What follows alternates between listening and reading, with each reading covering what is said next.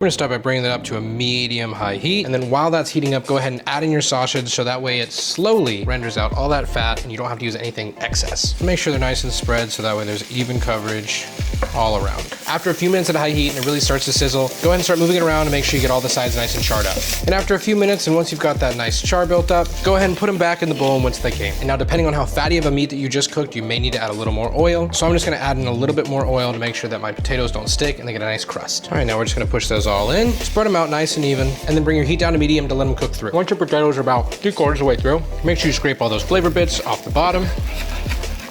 Mine's looking a little dry, so I'm gonna add a little bit more olive oil, and then with our onions and peppers.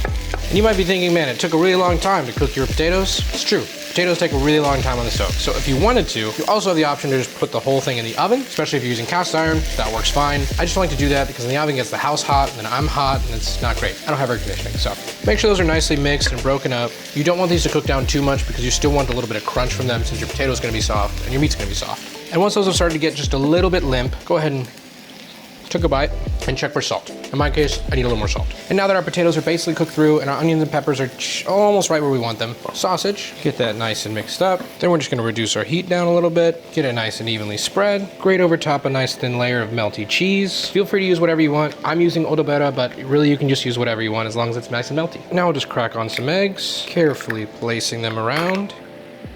Hit those with a little bit of salt. And then we're just gonna cover it and let it cook just until the whites are set. And then I totally forgot, but you may also want to slice up some green onions to garnish the top.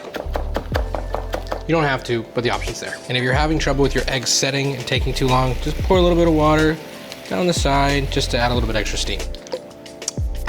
And after about 4 minutes, your eggs should be nice and set. Ooh, cheese melty. And then garnish the top with some of those green onions that you totally remembered to cut up in the beginning. The breakfast skillet.